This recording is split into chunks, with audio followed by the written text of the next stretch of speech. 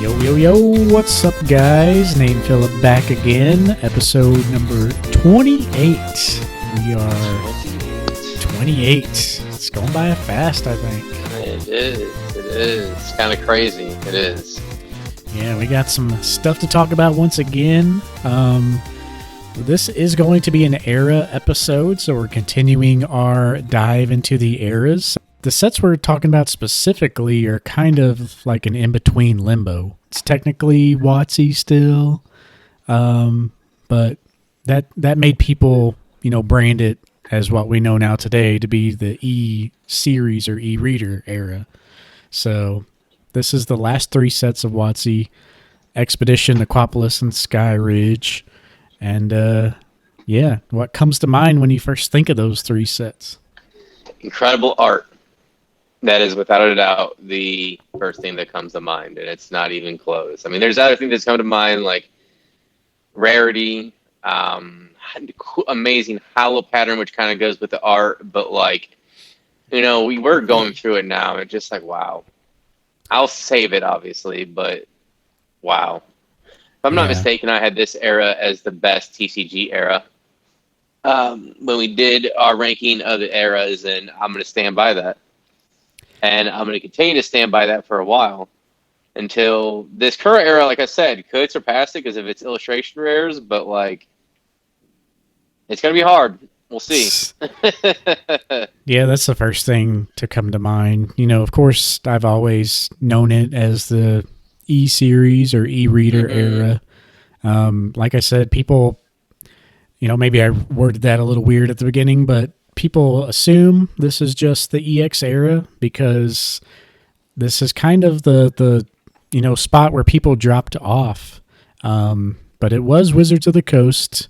It did continue after Neo, but after these three sets, that's when the Pokemon Company and Nintendo kind of took over and it became its own thing. So Wizards of the Coast ended with the Sky Ridge here. So if you hear people calling it the EX era, I haven't really heard that in a while, but it is not quite. It is just before the EX era, just a little random blimp of three sets. But yeah, the first thing that comes to mind is just the great artwork. You have the expanded artwork of Neo. They took a little more risky approach. I feel like a lot of the cards here are more of a mature artwork, like a scary Gyarados, for instance. Like, they really upped the game. The Weezing's kind of like that, Yeah. Like, we saw some darker things with Neo, but we didn't really see that reflected in the artwork, a little bit with, I think we mentioned Dark Slowking, but, they made it like a little darker vibe, but on here, they straight up made some, crazy artworks. But, yeah, some of the biggest sets as well. Like, these sets were pretty big for back then. I don't think you can even fit Aquapolis and Sky Ridge in a binder. Yeah, it's 160. It's a lot. And then Sky Ridge is 150 plus the hollows, so 180. Yeah. So yeah, that's pretty big. We also had the Legendary Collection.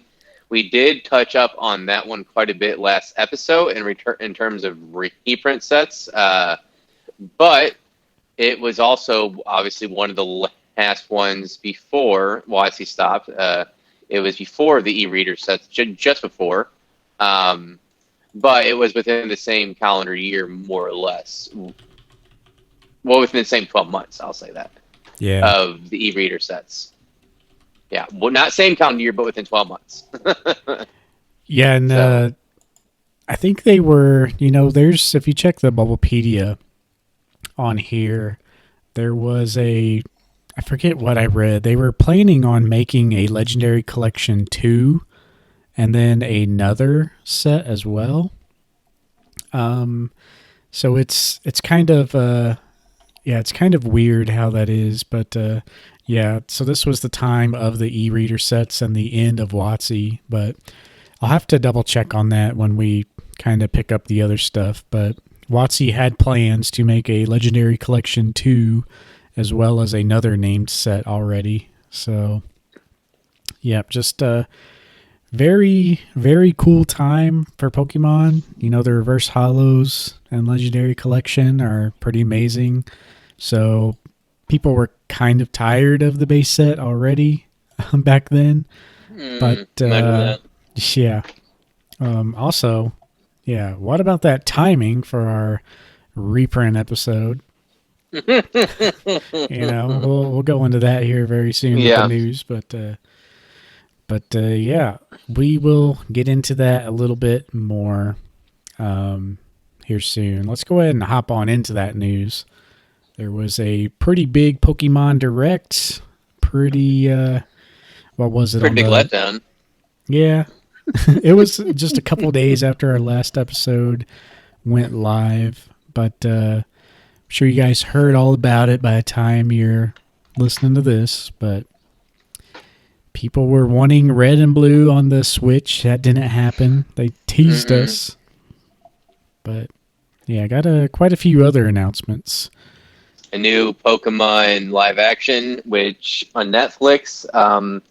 Now, this show in and of itself, I mean, I'll watch it. It's a claymation, so that's always interesting.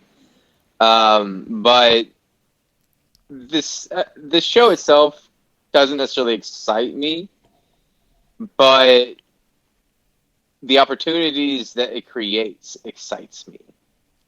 The fact that we're seeing this show being advertised and featured, I think, is big because there's been rumors now for Netflix developing a live action. Now, that's been, I think, since like 2021. Like, I haven't heard a whole lot of, I haven't heard where it's going just yet. And Pokemon's very hush hush, so it's going to be difficult to kind of crack that armor to see more news developing. But I do believe, assuming, well, if this show is moderately successful, they'll greenlight another show for sure. That's not necessarily associated with the mainline games.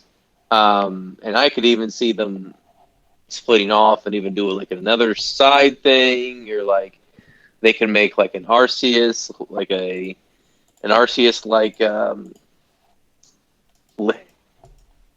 Legends Arceus show, you know, something along those lines. I could see them go that route. Like Netflix wants to have universes. That has to turn into entertainment media. Having universes and major IPs like your Lord of the Rings, your Dragon Ball Z, your Marvel, your DC. Well, Dragon Ball doesn't have a universe, but it is a big IP. I'm so hating for that. But anyways, the whole thing is like the trend now is having IPs with extended universes on the various streaming sites and the big screen. So I would expect something more. I'm wanting something more. What I'm wanting more than anything is it could be animated, maybe live action. It doesn't matter. I want a more mature themed show. I'm not talking like an R or NC-17. It can be a PG-13 and still be great. There's a lot of tongue in cheek. There's a lot of good writing can create things where kids won't understand, but parents will. Okay, I would like to see more of that. I know Pokemon is very conscious of the brand, want to be towards all ages, everybody, but I think that can really take it to the next level even further with Pokemon, is having shows like that. But I'm excited what that show can bring, though. So the way they marketed it, it's like this is almost, I don't know, it's almost like a, what do you call it? It reminded me of like Disney shorts. Because they said it was they showed one show, but they kind of talked like it was going to be a hub for other shows. And this was just one of them. And they're not going to be like super mainstream shows, but this one was like a little cute claymation stop motion show.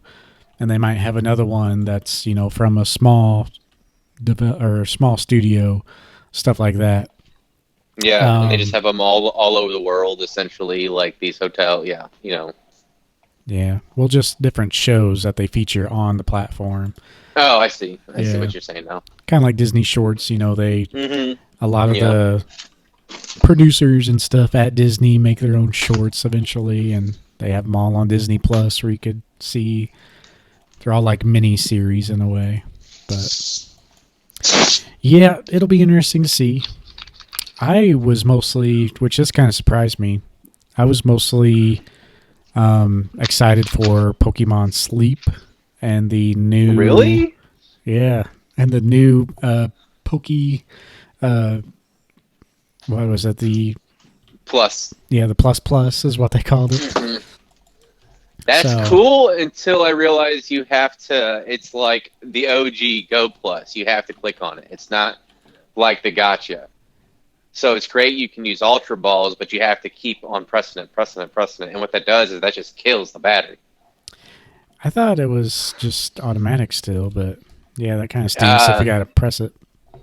I guess we don't know 100% for sure, but other folks, So I'll rephrase it. It's not definitive, but if you look at how it operates, and somebody pointed out, and I think it's probably going to be true, you got to press that button, meaning it's going to be like the OG Plus and not the Gotcha, which means you got to press it each time there's a vibration.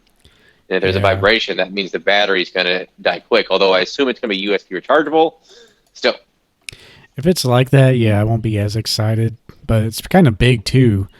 The way they marketed it though is like you can set it and then just put it in your pocket and be done with it. Yeah, this is how they showed on the commercial. But yeah, we'll see. But yeah, that got me excited. Not sure if I'll actually use Pokemon Sleep or not, but probably not, because it's performance and results are it's imperative that you press it as soon as before you go to bed and as soon as you wake up. Okay, if you're like me and you have transient insomnia, which is when you wake up in the middle of the night, that's not going to do you a whole lot of good. I'm going to stick to my Fitbit. Yeah, I could see that. Or you have to click it on, click it off. Yeah. But yeah, I'm interested in the Pokemon Plus. See how that goes.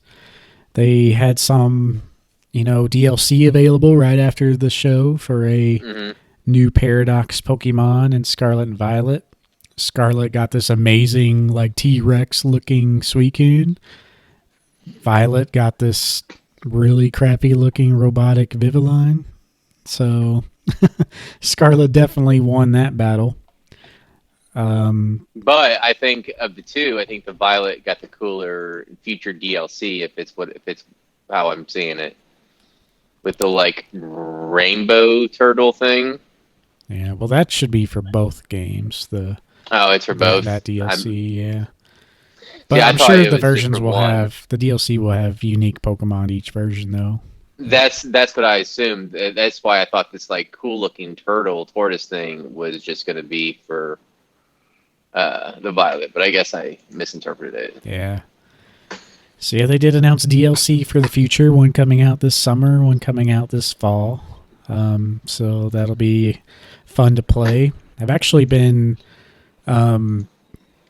sending postcards from Go to Scarlet and Violet, which is a thing now after they did the Pokemon Presents, where you can use your postcards to get Vivillon forms, the little butterfly forms across the world. So that's pretty cool.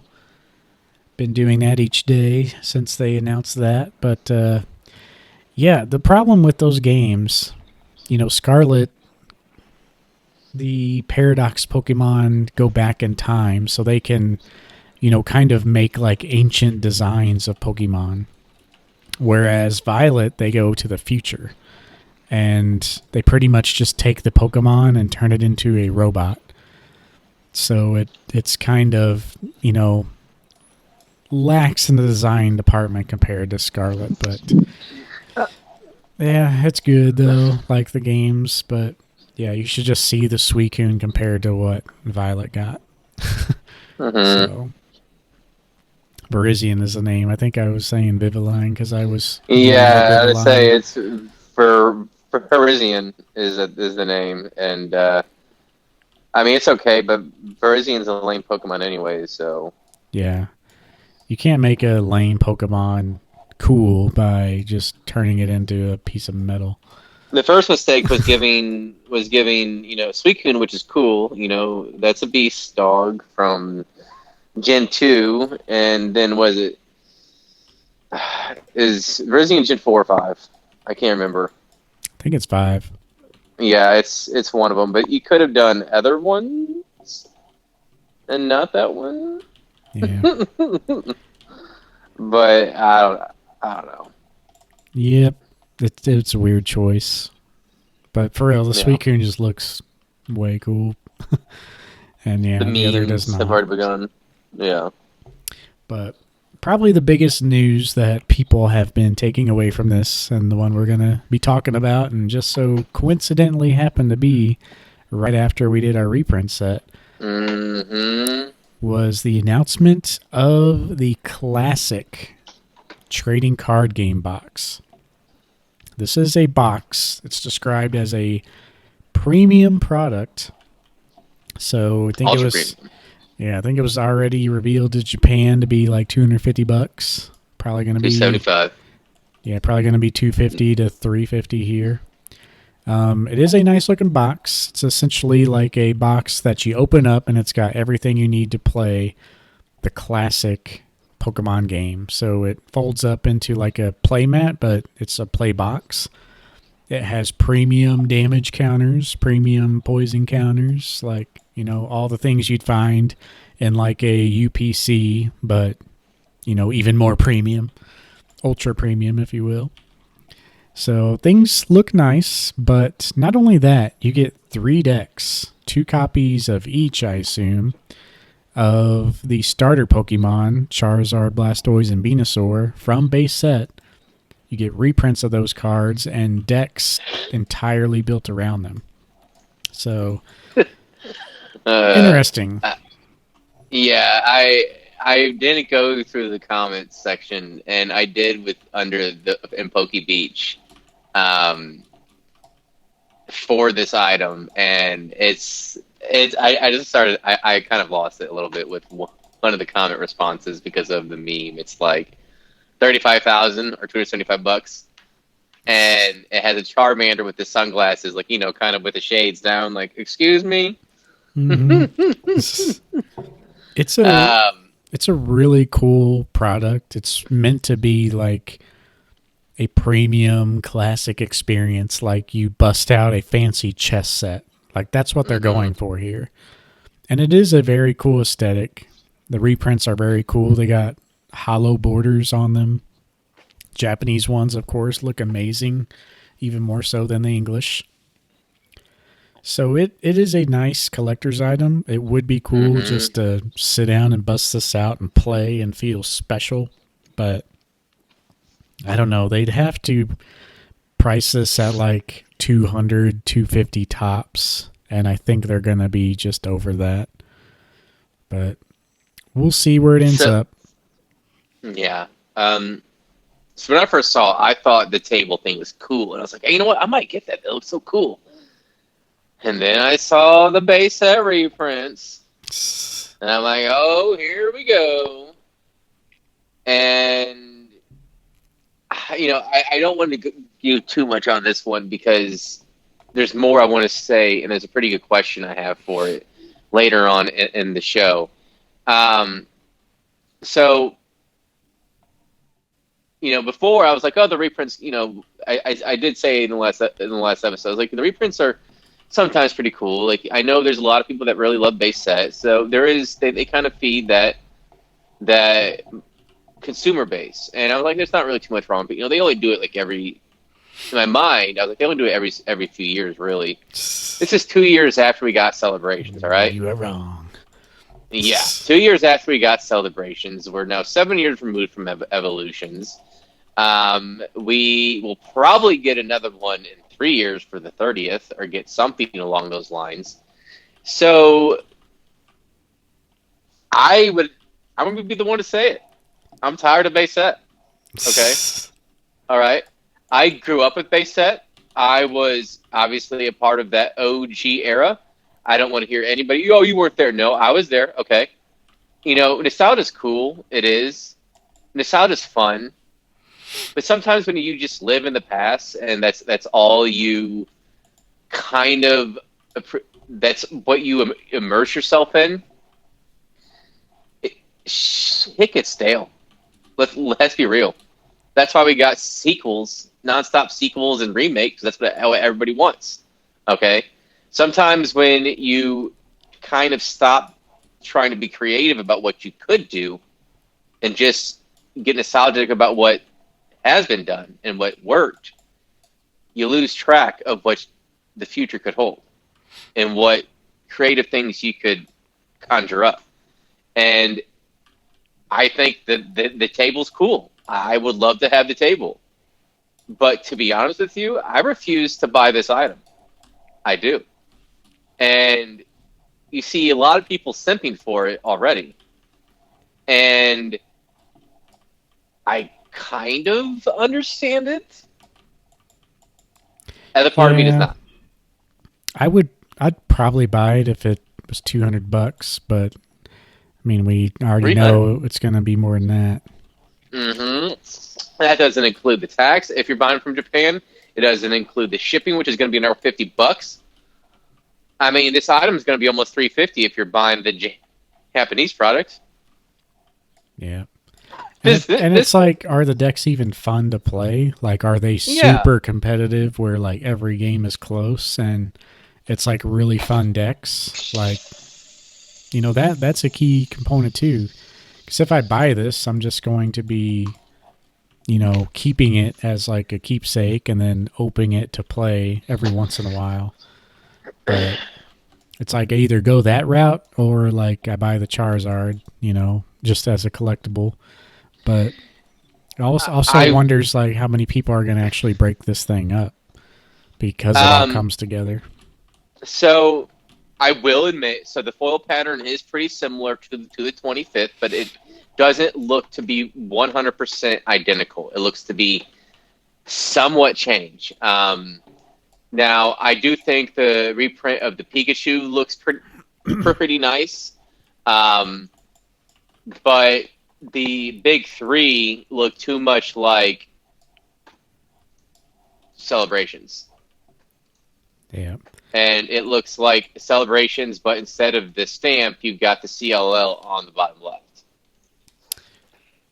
Yeah, I like these a lot. I like them a lot more than Celebrations. But I really do not like Celebrations and that stamp on them. So these fall in line with like a good, awesome reprint. Simple, still kind of looks like, the normal. But yeah, it is a little fatigue going on, and I'm even feeling it too. Everyone loves the holo pattern is different. Yeah, totally different holo pattern, but yeah, it is. People love base set, but it's like, how much is too much? And I think we're flirting with the line of too much now. Mm-hmm. And I would say, and there's also other memes where it's like, you probably have already seen them in your social media bubbles, where it's like, oh, okay, we're just gonna go with what Magic the Gathering did. We're gonna follow Hasbro, like the Pokemon company looked at, okay, $1,000 30th anniversary cards. Pokemon's like, hold my beer. Well, we are quite at that levels, but I say they're not charging $1,000 for one pack that you might pull a card in. But, like, yeah, I see what you mean though. It's getting up there more and more, and I think it's rightfully so. Like, fans are getting older, we're getting more money. They're making. I get that. They're making more quality products. I appreciate that. I do. I think, maybe you'll hear it here first, but I think there's going to be a play with these to actually grade them. If you can get one, even if it's $300, there's no doubt that you could sell, just the three main starters for more than that. But in here, there's also all the other cards. But I more so think it's a play because I don't think many people are going to like break this set up because it comes in a box as a deck. Like people are either going to grade the big three and just keep the rest of the cards loose and have an incomplete product, or they're going to not grade them at all, or they're going to grade the entire thing. You know, it's one of those options. I think we're going to see not as many of these graded as people might think because of the set aspect, but I don't know. It's kind of a weird product. Like you don't want to grade, just the Charizard and then just have all these other random cards. I mean, if I were to buy one, it would be to sell, solely to sell. Take out the cards, grade them, sell them. I wouldn't buy it for myself. I'll say it like that. However, but would you grade all the cards or just some of them or what? I would probably grade the trio, the Pikachu. Any of the base set hollow pattern artwork, like the Professor Oak, and the Chansey. And what would you do with the rest of the cards? I don't know. I don't care. I don't care about the item. I don't care having about a complete or incomplete set. I really don't. See, that's weird. It's a hard one to judge from that because, yeah, people won't likely grade the whole thing, but there might be people who just grade the whole thing. If you just grade the main cards, what happens to the other cards? Do they become, more rare because people don't grade those? Will people be thinking the same thing and, not keep many of these sealed because the ones that you find that aren't sealed are not even complete because people graded the Charizard?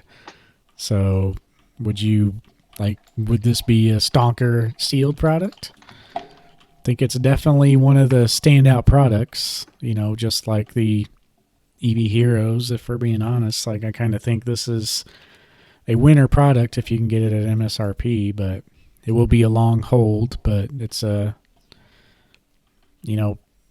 being the Celebrations UPC, being the other high quality product, and this being even more high quality than that, that should tell you something. But all that, of course, depends on how much they make, and they're doing pre-orders via lottery. They didn't say how many they're planning on, but which is also what I don't get. Like with the last ones, they've done a lottery with a set like this. It's basically been make to order.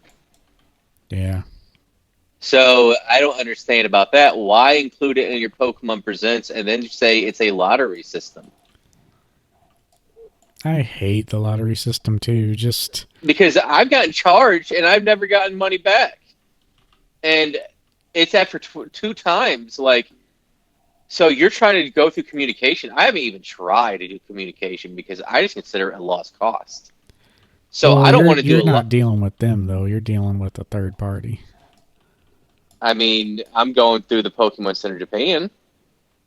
Yeah, that's yes. The delivery services. Third party though, that's charging. No, I'm talking about through Pokemon Center Japan through the lottery system. I have not. They've taken money out and they have not put it back in. And trying to get a hold of somebody is a nightmare because of the language. I tried the first time.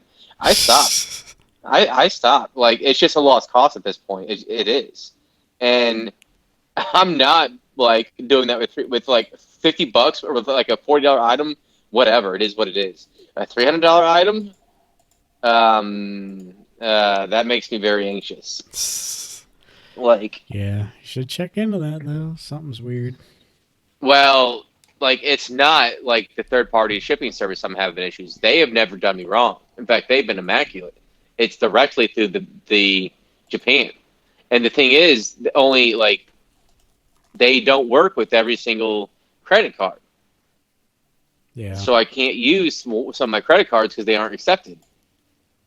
But they accept Visa, which is what my debit card is, so I can use that. I don't even like the fact that I'm using my debit card, but in order to buy stuff, I didn't have a choice. Yeah. You could get a Loadable Visa. I guess I could do that and use that card instead. I mean, if I really think it's worth it. Yeah, it's weird with all that. I just hate the lottery system. Just take pre-orders and just make, just make a ton of them. Who cares how long it takes? Just if you're gonna make a product like that, just blow it out there. So I was going to take a look at it. I can't get the page from my from the desktop, but I know you can set forth lottery, but they're doing lottery for an item that won't really even release until October. yeah. That's another thing. Yeah, it's frustrating. Like, I'll be keeping an eye on them for sure. I'd like to get one. I would open it and probably grade most of the cards in there and then sell them. But yeah, it's a tough one to say. If there's a bunch of them, I'd be happy buying it and keeping it. Which, again, this is if it's like a $200 product, but guarantee it's going to be more. But yeah, who knows what will happen. You can just build the decks that are in these things. The only thing you're buying it for is just to have the presentation and like the product itself. It does look pretty premium, and you got a spot to like roll your dice and all that. And it's almost like a Jumanji game board, but like with all the trading card things you need inside. But Yeah, so it's good until March 10th, so you have another 9 days, and lottery result you won't find out about until April 26th. I don't know, the way they're doing this item is just really weird. And that's kind of a short period too. But yeah, it is just weird all around. We'll go more into that a little bit later. I kind of want to lay into them just a little bit, but we'll do that in the session I have for this one in particular.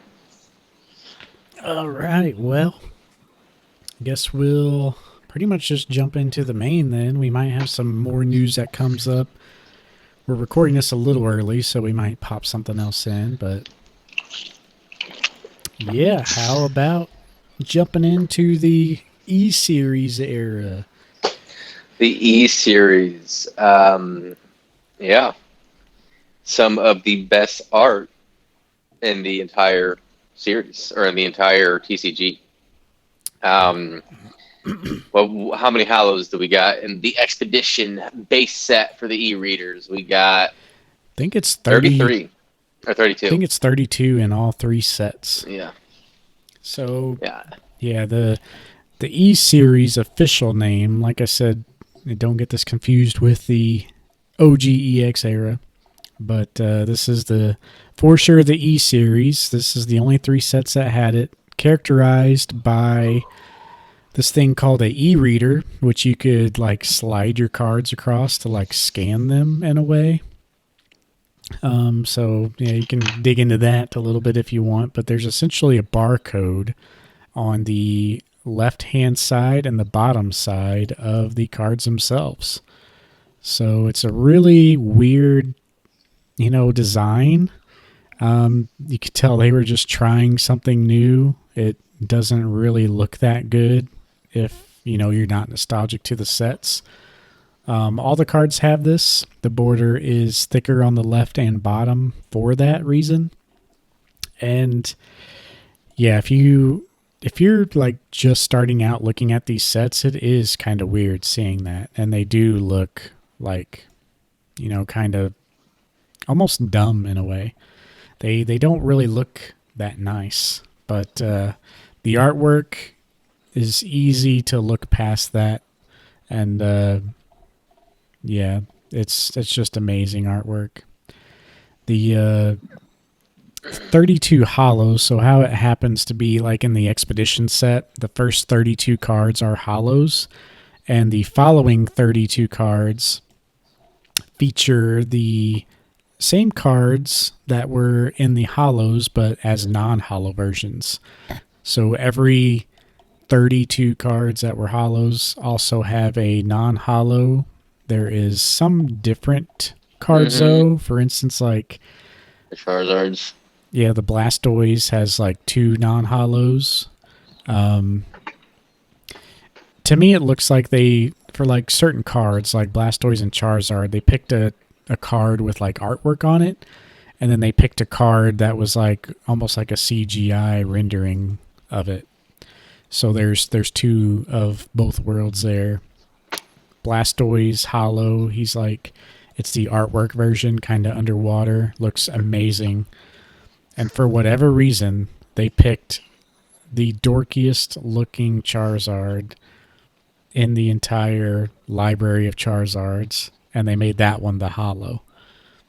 So they have a much cooler looking Charizard where he's got like his head down and really cool artwork, like fluffy looking. But yeah, they chose the dumbest Charizard of them all to be hollow. But yeah, I'm just kind of going through. Just give a close up of each one. Like I got this on my TV right now, and I'm just kind of going through and just like looking at each hollow closely. I think this Alakazam might be one of the best arts too for Alakazam. This hollow. Yeah, Alakazam's a good one. Dragonite's a really good one. That Blastoise, this is one of Blastoise's best artwork too. Yeah, Blastoise, he's like halfway underwater.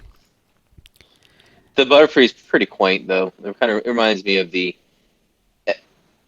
episode a little bit where he leaves. But some of the heavy hitter hollows. We have a Tyranitar in here, which that's one. But you also have the Mew and Mewtwo.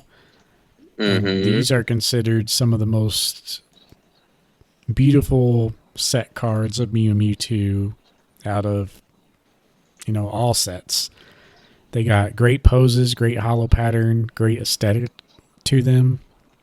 And you're not going to find any one of these hollows, even the least desirable ones. Maybe Butterfree, maybe the Trio. Those might be the least desirable hollows that I'm looking at right now.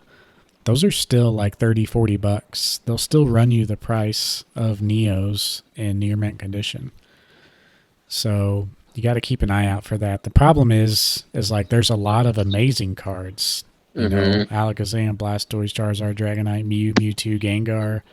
This is just Expedition alone. All of those cards are like $100 plus. So you're looking at quite a bit of money to complete this set. It kind of continues the trend of Neo Destiny as far as price goes, but the problem is there's 32 hollows this time, which is a lot. There's 32 in Aquapolis and Skyridge as well. So, lots of hollows. Yeah, and it's like Kamiya. I like this Pidgeot artwork with Kamiya too. I like that one too. Like, I've always liked that artwork. It reminds me of, so this is a weird fact so in third grade, I know it's kind of random, but in third grade, we all did like a report when it comes to like an endangered species. And mine was the wolf because I always loved the wolves. Anyways, there was another guy a kid that had Peruvian falcons. And one of the facts of why they were endangered, I've always stuck with me to this day. And that was when they reached like terminal velocity, like whenever with Peruvian falcons, like whenever they like go nose diving down for the prey, it'd be a lot of them died because they would go so fast that they couldn't stop. Like we're talking like 180 miles an hour straight up. And like in one of the facts would be like there'd be times, for example, where they would go straight through like a deer. Like they'd be going that fast and just like reach terminal velocity, just whoop. And that's how a lot passed. And what I'm getting at with the ominous red, like almost like it's coming down from the sky, like this like hellfire, that's what I think. Yeah, it does look like that. Like, that's why I like it so much, because it just immediately reminds me of that one little random factoid that a kid said in his third grade endangered species project that I remember to this day. You know, so we're talking like 23 years ago, or like 22 years ago, or something like that. So I mean, yeah, but yeah, it's only $35 though. Yeah, some of them it's weird. Like, you're going to be paying 30, $40 for every one, no matter what. Mm-hmm. Even some of the non-hollows, but Mm-hmm. yeah, they're not like super crazy price. They're not super cheap either. But you start piecing the set together, and you know, the most hollows we've had before this, I think, was 16, and then you jump up to 32. That's quite the jump there, and yeah, pretty expensive cards in there along the way. But not to mention the Neo era had the least amount of hollows. Like some of those sets had like 11 hollows or something like that. But yeah, moving on. We're mostly obviously going to be talking about the artwork. There's nothing too crazy. There's not a huge mechanic that came into play. The biggest things we're going to be talking about is just the artwork of these sets and what they meant as like collectability. So, well, I do want to say one of the non-hollows for the Typhlosion, in Japanese, they were one of the unnumbered promo cards way back in the day. Where he's got his arms open. Yeah. Yeah. No, it's like, if I recall correctly, I actually haven't checked in a while. It's like the Charizard. The better looking Charizard has like a hollow lottery. It was like a lottery promo. Yeah, that's what it was. I'm trying to think with the promos. It was like a lottery system. You had to send certain cards in. Oh, I can't even remember it right now. But like, you had to send cards in order to hit them. I probably should add this up. I mean, it's not even in the set, but yeah, it was something weird like that. Yeah. But anyways, I'd have to look up that because it's been in Bob. Yeah, it's one of the unnumbered promos, and you got to send it in, and it's really cool. They're much more expensive. This one is only $8 for TCG player, apparently. But yeah, the Japanese version is much more expensive because of that. Yeah. This was also available as like one of the 7 test cards that Wizards of the Coast made before the release, where they have like 4 position only on them. So that Charizard could be one of those cards. And it's weird, like there's other cards in this that can be the 4 position only, and they're all like Expedition. One of them's like the Alakazam. I forgot what the other ones were, but they were given out in legendary collection packs, but they were actually e-reader set cards with 4 position only marked on them. So that was kind of a weird release. But yeah, pretty amazing artwork. I think it gets better with Aquapolis. And Aquapolis was my favorite of the 3 e-reader sets for a while because of the artwork. So we move on in. Maybe not as desirable of Pokemon as far as the selection goes, but I really like the artwork of the non-hollows here. You got a really cool looking Zapdos, really cool looking Suicune. What else we got? I mean, we got an Arcanine. He's always one of my favorites. Got a Espeon, a very cool looking Houndoom where he's standing up on the rock. But a lot of people, kind of think of this set as the weaker one of all 3, but I've always had a soft spot for this. I mean, I like the Espeon. I like the second Executor Houndoom. Then this Houndoom what's cool about this one is it's reminiscent of, what is that, Neo Destiny? Yeah. Or is it Neo Rev? It's Neo Rev. Yeah, it is Neo Rev, actually. The with the amber like dust, or like and background, it's like howling up at the Sky. Mm-hmm. And this one, it's almost like it's after that scene, right? Like he howled up, or just before. Mm-hmm. That's what reminds me. Yep. It's really weird too, like what they did for this set. Instead of having the hollows and then the non-hollows follow them, they started with the non-hollows and have Ampharos non-hollow as number one. And then they made each hollow their own separate like rarity marking. So Ampharos hollow, it's number one in the set. So if you pull a hollow, its card number is H1 instead of, number one Ampharos. And then the non-hollow Ampharos being 33. Instead, they just put Ampharos as 1. And if you get the hollow of that card, it's just H1. So it's really weird. This was the first time we've seen like a special designation of hollow cards.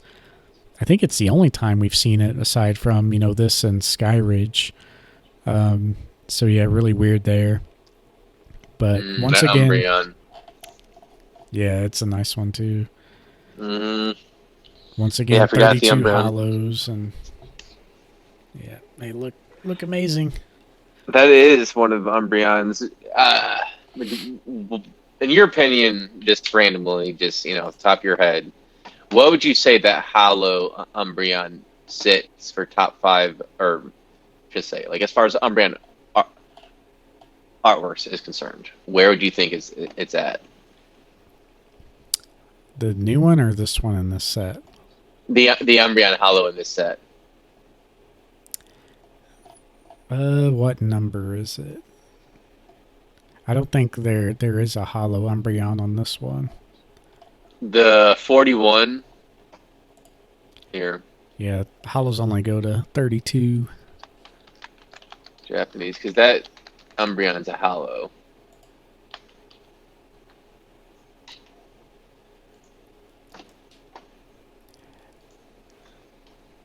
It's the Japanese version. Yeah, I thought it's the Japanese version. There's a Umbreon number Japanese 68. version too, where it's like daytime and he's like laying on the opposite side of that roof as well. Yeah, see, cool. I assumed it was in this set because I'd seen the Japanese. But yeah, the Japanese has a hollow, just like the Japanese had the Typhlosion that we mentioned was a hollow as well. They always get the best stuff, don't they? Yeah. But yeah, that Umbreon is a hollow in Japanese. I don't think it is in English. Let me double check because you got me. Yeah, it is. Umbreon Aquilus, age 29. I knew it. There it is. It's 230. That's the top 5 Umbreon card. I don't know. Yeah, I'm getting the H cards mixed up because they did add in the filler just like the other episode or other set. They added in cards in between that weren't hollows. But yeah, it is a hollow. I don't know. I don't really like the artwork on that. Really? I've always really appreciated it. It's cool. The clown. The pose is kind of weird. Yeah. For me. I really like it though. So. Yeah, the only other thing that this set did, it's got some secret rares. It brought the secret rares back. This is where the famous crystal cards were born. It has the Crystal Kingdra, Crystal Lugia, and Crystal Nidoking. Very odd choice. Lugia is obviously a winner. The big one, yeah. I think this is my favorite Lugia artwork of all time. I just love how he's jumping out of the sea. He has a storm in the background. But yeah, these are secret rare cards. They're almost kind of seen on the level of the Shinings. But yeah, they're called crystals because of their crystal typing. They're kind of normal cards, but can use any type of energy. So that's pretty cool. But I don't really remember them ever being like relevant as far as like playing wise. These were always on the radar of collectors, though. Not anywhere close to the level of Shinings, obviously, but they were on the radar. These were often seen as like the end goal of your set collection. These were always very expensive. I remember when I started back collecting Pokemon, like, we're talking, I don't know, this was probably 2011, where I had been back into it for a couple years and then really started getting serious again. I collected the Shinings, and I'm like, man, I'm never going to own those crystal cards. They're too expensive. And they were like a couple $100 for like a PSA 9 or something like that. I just remember them being like, just buying the whole set of 9, and the Charizard was like $300. Like, no way am I ever going to afford that. So they were always like the cards that were above the rest, until you got to gold stars. So really cool concept that does continue into Skyridge. There was 3 in this set and 6 in Skyridge. They once again continued with the weird Pokemon selection in Skyridge, but there are a couple good ones for sure. Guess we'll go ahead and talk about that, though, huh? Yep. I would say I'm gonna see if there's anything to say about these crystals a little more. The only thing I wanted to say was, in this set, they really utilize, and you kind of saw it a little bit with Skyridge. They really use like the realistic art a lot more, I feel like, but it blended well with the hollow patterns and the backgrounds that they use. It was very successful. Whereas a lot of times they will do that art and it fails in modern product. At least I feel like it doesn't. The execution fails of it, but these worked out perfectly, especially with the crystal, like with the Kingdra. It still is just incredible to look at, even though the eye, it's like a CGI sort of rendering. Yeah. There's just such a variety of artwork. Like, you have some CGI blend with real scenes, some like hand-drawn stuff, some cartoony drawn stuff, like Kamiya. Like, you just have such a wide variety. And I guess we always have that now, but this was really the first time, where we just saw a set with just all kinds of different artworks. So, I mean, pretty much all the way through Neo, you had kind of the same themes.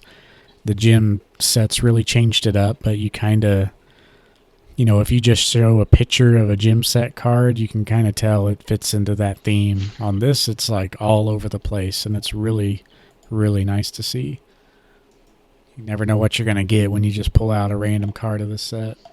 Mm-hmm. So, but yeah, moving on into Skyridge, I mean, kind of continues. There's not much else to say other than touching up on the artwork. They did release, like I said, 6 crystal cards this time around. We have Celebi, good choice. Charizard, obviously the best out of all of them by default.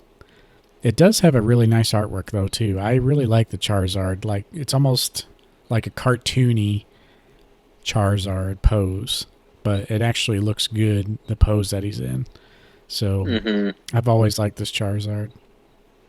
You have Crobat. Okay. Then you have Golem. I think this is the... Yeah. I bet we're going to say the same thing. I always love this card, and it probably stands out. I think it's the best artwork out of all of them, is what I think. Yeah, it's a really good... I was going to say it's a weird choice, but I like this artwork a lot. Not my favorite, but they did Golem some justice. The best Golem card by far. Name another Golem card. Exactly. There was another one I saw, because we just saw it in base set Expedition. The Golem there, I do like. Yeah. It's like where the wild things are sort of artwork. Golem is low-key one of those Pokemon you just forget about. Mm-hmm. Like, you have Geodude, and then you have Graveler, and then you have Onix, which people always assume Geodude evolves into. But Golem's always that problem child where you gotta trade evolve him. But he's not as cool as Gengar, so not everyone does it just because it's cool. He's just kind of Golem. But yeah, other choices you have Ho-Oh. This is one of my favorite artworks right here. This Ho-Oh is awesome. It's kind of weird at first because it's like off to the side and he's looking down on like ancient plans of like a flying device. But it really grew on me and I really love this artwork. So, banger choice there. You got Ho-Oh and Lugia as crystal cards. And then the last one goes to Kabutops. So, another weird one there. But, yeah, I'm just going to kind of skim through, shout out some artworks if you see any that peek out to you. Got another Alakazam and Arcanine. Yeah, I like this Arcanine. The Alakazam's okay, but the Arcanine I really like. It's the artwork itself that I like. This sort of ancient, like, cartoon style drawing. It's hard to describe it, but that's how I would describe it. Like this ancient Asian style of artwork is kind of what it reminds me of. Yeah. I love the legendary birds in these sets. Aquapolis had Zapdos, which is a really cool artwork. And then this set has Articuno and Moltres, which I just think I love their poses. They look like strong, majestic Pokemon. And just really the love the Articuno is pretty good. Yeah, the Articuno is pretty good. It's like going through some sort of tower or something. Yeah, and I think in the Moltres you can see the tower in the background. But you got the famous scary-looking Gyarados. I'd say the Crobat. I like the Crobat in this one. Yeah, Crobat's pretty cool. I almost bought that at Heady Gaming the last time I was there. It was like $20 or it was like $30, I think. And I was like, "But do I really want it?" And I was like, at the time, no. Like, I really didn't. Yep, continues with classic artwork, and unfortunately, this was the last Wizards of the Coast set. Mm-hmm. So yeah, that Gyarados is incredible. That's one of the best Gyarados artworks. I've always had mixed feelings for it. I really like it. It's okay because you can like see his body in the background, but it always weirded me out how he was like just staring directly at you. Like it doesn't really show off like his features, I liked it. I think, but it was so unique because one thing that the animation and like the lore and story have always really set forth with Gyarados was so like the Magikarp was docile but the Gyarados was absolutely full of rage in part because of how it's treated as a Magikarp and just its role like when it is a Magikarp. So it just has this own unadulterated this trauma, I guess you could say, and it's just projected out. And you see that pure rage and anger just staring back at you. And I think it really encapsulates a section of Gyarados' personality. Yeah, no doubt it captures him very well. But, maybe a little too much for me. Does it intimidate you, Nathan? I'm scared. It's mostly like literally just because he's facing directly at you. It just looks weird, and not many Pokemon do that. It's like when you never look directly into the camera. It's just kind of one of those things for me. My favorite Gyarados, well, can you see if you can guess it? It's from a WotC set. It's probably Shining Gyarados. Nope. No, from a WotC set, not the Shining Gyarados. Is it base set? Are you that basic? Nope, it's not base set.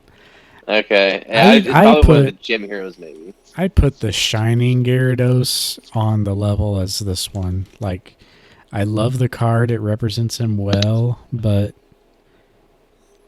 I'm just not in love with it. I know a lot of people are, especially with the lore behind the, you know, red Gyarados in the games. Yeah, But my favorite Gyarados is Misty's Gyarados. I said it'd The be one of the gym heroes or the gym sets if it was a Watsy one you liked. Yep, the one where he's like curled up but kind of posed off to the side, like Mm-hmm. that one. I think it's essentially the same design as this, but like from a different angle, really showing his rage. But yeah, I like that card a lot. I had a first edition of that card, absolutely mint. That I had, back in those early days, 2011. Traded to a friend for the non first edition and then like a bunch of other stuff. So made progress for my collection, but I know he got rid of that card without grading it. That thing would have graded a 10 when I had it, I know. Like, it was like my most immaculate card. I think I pulled that myself. I think I told the story where I went to my old game shop, when I got back into it, and they still had Gym Heroes and Gym Challenge packs, first edition, that he was selling for like $10 a piece. And from that box, like, he had booster boxes of it. And where me and my buddies could visit that store multiple times over the course of months and buy those packs. And I pulled a first edition Blaine's Arcanine, first edition Misty's Gyarados. My friend pulled a Blaine's Charizard. Like, everything. It was awesome. But those days are over. That's pretty crazy to think about. That there's places just 2010 you could still do that at. Yep. He's actually the guy I reconnected with in 2020. So I reached out to him, said, "Hey, you got any more Pokemon?" And he actually did. He had a binder of cards that he still had that was in his shop probably in the 90s and all those years ago. And he still had the prices on them from that time period. So he actually dug it up. And he's like, "You can go through it if you want." I think I have a video of like what I bought from him. But I remember you telling me, yeah, I remember you showing me, but you got pretty much everything that was good from yeah. it. And that was like, what do you want for all these? Like, what do you want for the whole binder? It's like, well, we'll have to add it up, just whatever they're marked, which is what he had marked them in the early 2010s. So I was buying, I bought like which Charizard was it? There's a Charizard in there, like a Japanese one, but he had it for like $50 and it was like going for 100. So it wasn't like super crazy, but definitely worth buying everything that was like decent condition. Mm-hmm. Yeah, absolutely. One of those few times where you're able to luck out. We can't really do that anymore. Yeah, it was funny because And, he's like, "Yeah, the Japanese stuff's priced a little lower because nobody liked that," and that was true. Like, you never wanted the Japanese cards back when you were a kid, and they were a but lot now you. cheaper. Mm-hmm. But yeah, he still had them marked that way. So yeah, definitely weird. What the best thing about that was I was able to like sit down with him one on one. Like, I just flipped through this binder. As I pulled the card out, he wrote down the price and like we just talked. And he's a dude that's in his 60s, and I remember going in there when I was like 8 years old, just getting so excited to buy a card from his wall. And still the same guy, same store, same location. But yeah, so that was the best thing about that. Shout out to Not Just Comics. um, this Magneton is pretty amazing with its halo. Maybe it's the photo with the light. But that is just like, it looks alien. Like, I almost see Dragon Ball Z Space Pods. 19 out of 144 for Skyridge. Hell yeah. I was looking at the other one. It's so that's really, man, that is a weird scan they have of that card. It's either light or something, but like it is crazy looking. it looks fake. Like that's not the hollow pattern that's on the card. It almost looks like glittery pattern. Mm-hmm. So yeah, if you guys want to go look at PokeLector's scan of Magneton Skyridge, 19 out of 144. It looks like they scanned a fake that had like a confetti hollow. But yeah, that's definitely not the hollow pattern. But it's supposed to be him looking into like a crystal glass ball and him seeing himself. So that's what that looks like. And it's weird, like the sky and the grass make the glass balls look like Pokeballs in a way. But yeah, it's a really, really cool artwork.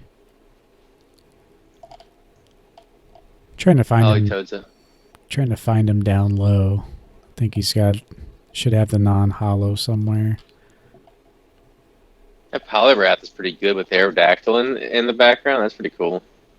Yeah. Yep, some amazing things. Raichu looking like he's glowing in the dark.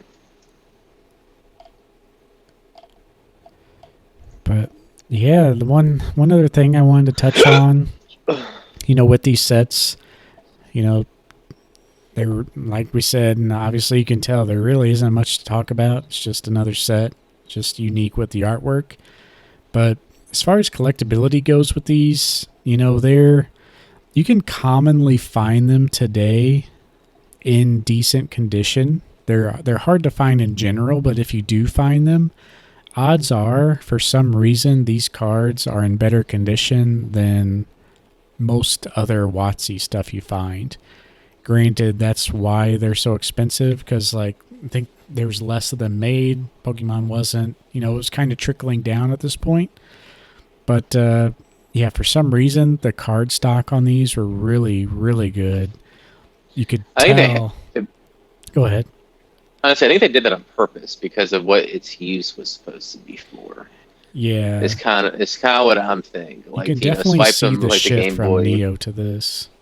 Yeah.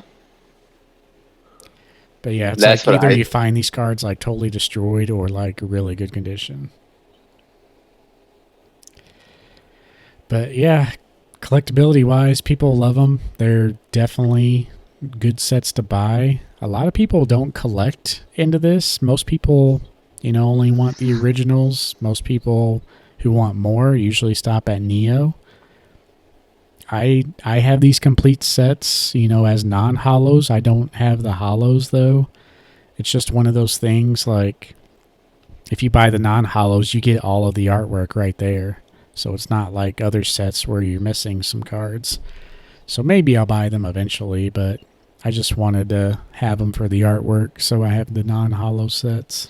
Yeah, like the non-hollow sets you can get for a decent price, honestly, and like I've contemplated going into these sets too because of the amazing artwork. And right now it's just too much to chew right now with all the other stuff I kind of have as goals, and it probably will be something I will do because let's face it, once I complete the Neo sets and like get some of my grails, I'll be like, am I done?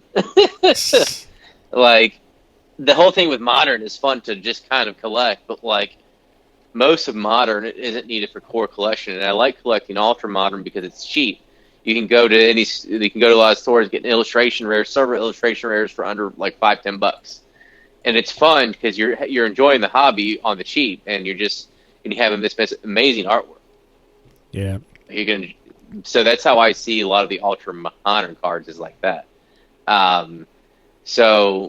But like my core stuff is basically stuff that is some of my favorites, and obviously that's Neo Destiny, Neo Rev, and even some of the e-reader sets. But haven't quite decided just yet, so we'll see.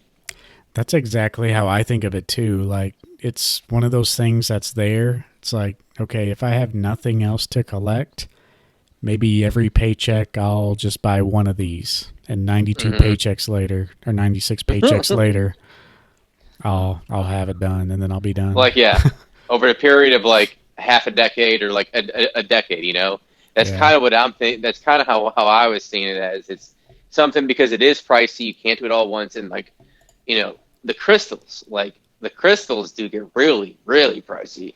Because the hollows, yes, if you get near mint and some of them, yeah, they can be a couple $100, but they're doable. But like, you know, the Lugia crystals, about $1,000. Almost all the others are like 400 or 500. You know, so And it see, adds up with those.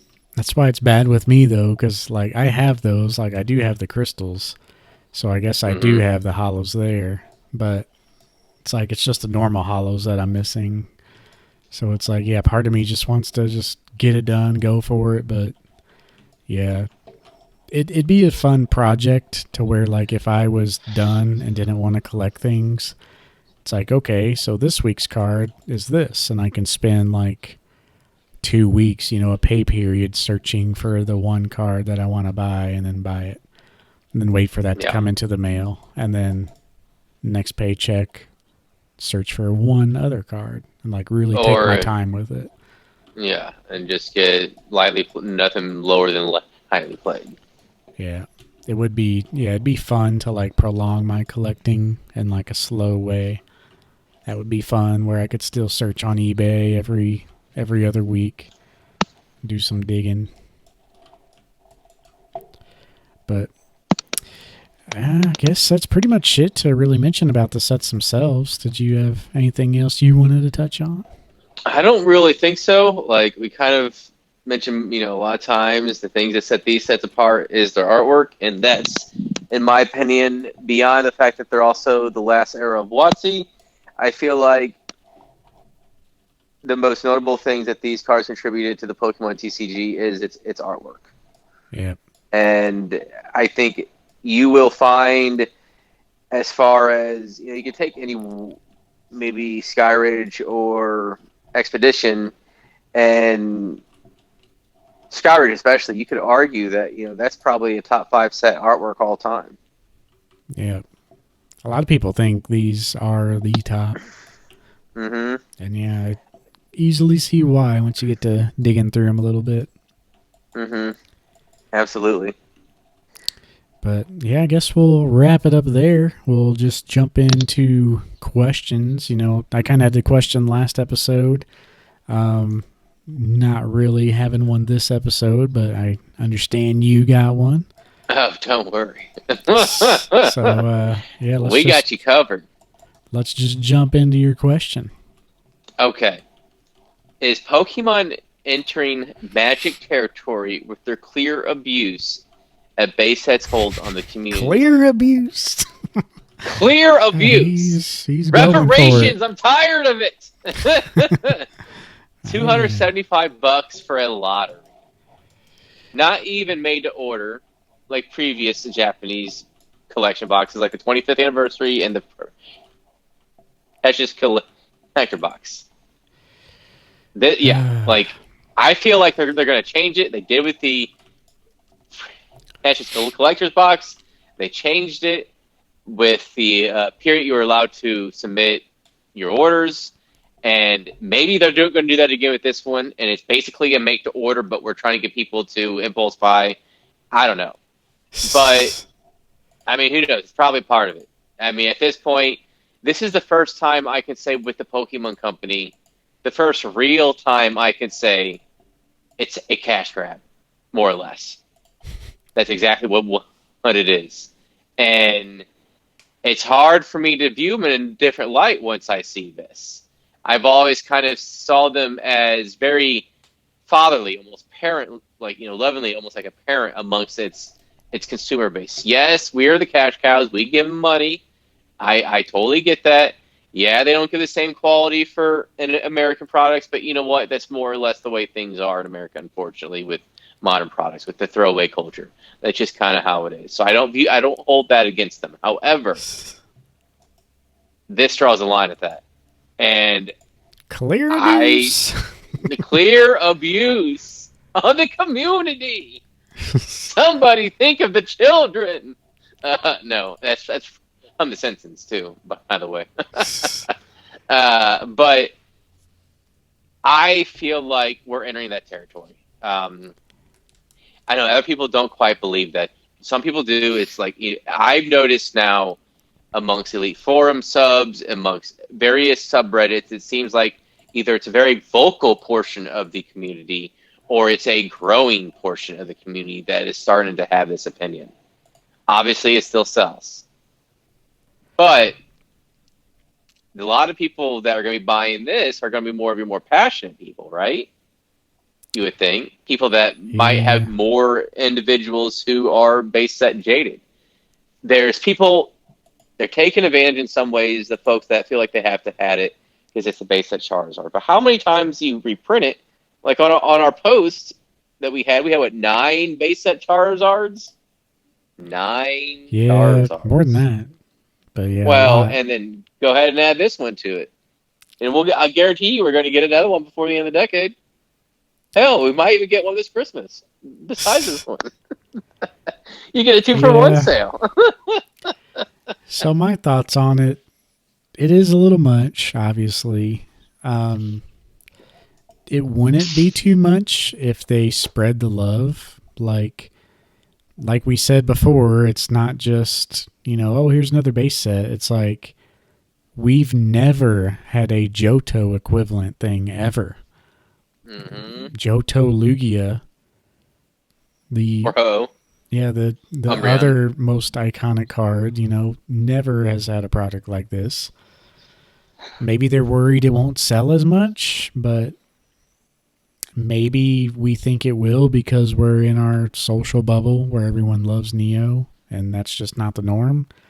I don't know, but I don't know. They're not heading in that direction yet, I don't think. They're experimenting, obviously. They're kind of in a weird period where they're just trying to, I don't know, it almost seems like there's no sense of direction aside from the normal set releases. They're just like, oh yeah, let's make, what if there was a box and you had 3 OG decks in it? Yeah, let's make that. What about enough. this? Oh, I've heard enough. Yeah, let's market it right now. Lottery right now. $300. Yeah, that's almost what it seems like. It's like such a random array of products. And they're like, Charizard, people like Charizard? Ultra Premium Charizard. I don't know. It's a really weird cycle of products. And maybe they went to the UPC. Maybe this is like just a slow process. They tried it with the UPC. People bought them up, couldn't get enough. People loved them. So now they're trying to make like a premium product that is nice, but it's not so premium where people get mad. I don't think people are mad at this product for being, as expensive as it is and as premium as it is. They're mad because it's another base set. It doesn't feel like it's a premium collection when we just got a Charizard. I know the holo pattern is different, has like stars instead of like bubbles, but like I know it's different, but the aesthetic looks pretty similar. It does. And it doesn't feel like we're trying too hard here. It's like, okay, let's look at our various other holo patterns that we've used in the past and that we've experimented with. Because, they're just constantly experimenting with like foil patterns. It's obvious based on their Japanese reverse holos just constantly changing. Like they always incorporate like something new, it seems like. So they're obviously experimenting with foil patterns regularly. And I think that's great that they're doing that. But when that's really the only difference that we're getting is when we're getting some other base set cards, it's frustrating because I wouldn't be upset if they had the OG trio, but also had like these e-reader sets or one of the Neo sets or maybe one now of the EX style cards. Might be too soon for that, but like there are other things that they can do that it could incorporate other eras without draining the milk cow that they have that it is base set. And I think they have to be careful because I know there's a lot of fringe people that do buy these items and they just care about just buying and appreciate the item. And that's how a lot of people buy their products, their English TCG products. It's a lot of the same way. A lot of people just, I'm just going to buy a box. And there's a lot of people like that. And that's completely fine. The problem is there's also a lot of people, and the core people in your base, the folks that are going to keep on giving you money even after this potential wave of people that we have might simmer down a little bit, might kind of have less people in the next few years. Yeah. And it's going to be us. Well, not so much us with the English product, but other people that are going to be buying it. Your hardcore people, your more dedicated people, your more passionate people. And I do think people are still buying it is the issue, but some of that is because, it's steal stonks. They're getting sidetracked by the potential money of resale value, and they're not thinking necessarily about the quality of product, but they're getting distracted by the potential number signs. Is kind of what I think when I read about this. And I just worry that what if we do have, so right now it's $275, but then what's going to happen for the 30th anniversary? Okay, a $500 base set, 102 cards plus energies, all hollow with a special hollow. And you this premium one before time, never before seen, numbered collection, just like you're on some sort of QVC infomercial, with like coins or something. I don't know. See, but here's my thing though with that. I think that's okay. Like, I think they're okay for making a premium product. If they made a $500 like full base set, special hollow, never before printed, like that'd be an okay product. It probably would be too much for me, but at least you know what you're getting. And you're doing that. But going back to the question where like it goes to Magic, like that's a whole new thing there. Because Pokemon's equivalent to be that, they would have to make a pack of cards that's like 4 cards per pack. And you had maybe a 1 out of 10 chance of pulling like, I can't even say Charizard because we have so many reprints of it, but say like a Trophy Pikachu card. Like they reprinted the Trophy Pikachu cards for the first time ever. And you had a 1 in 10 chance of pulling them, but the packs were $1,000.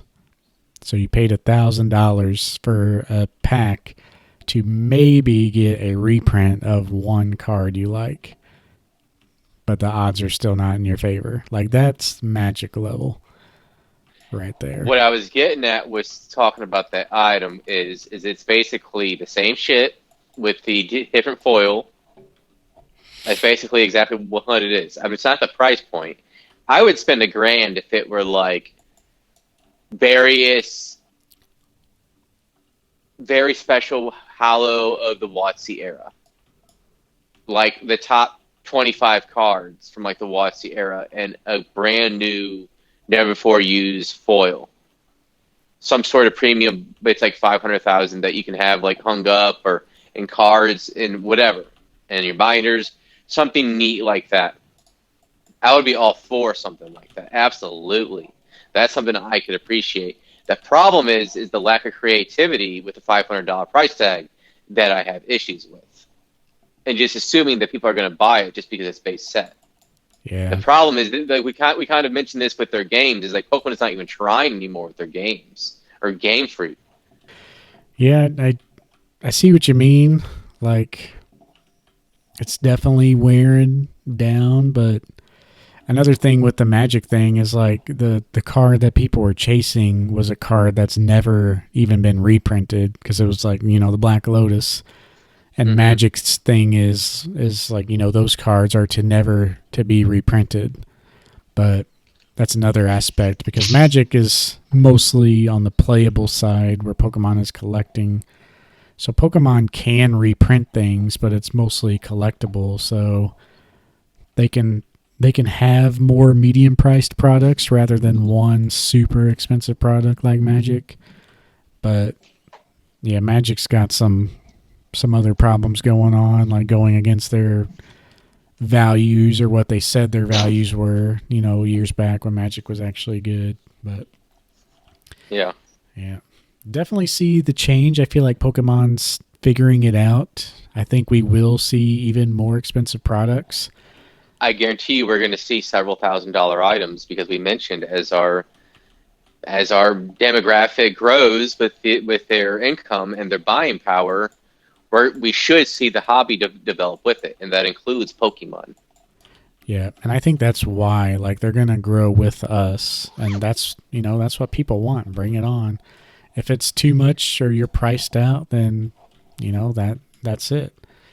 There's boxes of sports cards that are like $1,000 a box because they're premium products and stuff like that. And a lot of times you got to pay extra because people use bots to buy out Top's website. Yeah. So you got to either buy. That's why most people just buy singles. People have just learned, just don't worry about it. People try to make money, but like, it's so hard to try to make money in that. It's just better just to buy singles. Yeah. But yeah, they got a long way to go to be Magic, though. But I see what you mean by seeing the changes. Yeah. I'm just saying, if I buy it, it's to make money. This set, and I'm not even sure if it's worth the trouble, because I just can't imagine they're not going to make this widely available. It's just counterintuitive to everything Pokemon has done about the availability of their items, especially some that they featured on Pokemon Presents. So I just feel like, I don't know. I don't know if there's going to be money to be made here, but we'll see. There will be ingrading for sure, but it's like, if I'm going to buy the product, though, I kind of just want to keep it and play with it. Just use it for what it's meant to be used for. But all right, I guess that'll pretty much do it, though, for the episode. If you guys have any suggestions on future episodes, let us know. Might look at getting some guests here soon to spice things up a little bit. Yeah, that'd be pretty cool. I know we've talked about it with a few potential people, and we would love to be able to start developing that aspect of the show, where it's not just topical based with just myself and Nathan. So yeah, and we're getting to the point now where just like random conversation, like at some point, like we've mentioned a lot of things, but the people who are still listening to us, I'd like to think they just enjoy listening to whatever Pokemon content there is. So, something that isn't screaming at you, opening packs. Yeah. So cold right now. How about your polls, bro? Okay. Yeah, a little too overhyped, but you see that in my YouTube videos too. I don't really get all crazy. Do you have your mouth open for that? For those quote unquote the algorithm? Gotta get those thumbnails. I was watching a video on that and like showing all the details of that, and it is kind of sad how much goes into that, because really, if you think about it, the biggest factor on YouTube to get people to watch your video is the thumbnail and just getting people to click.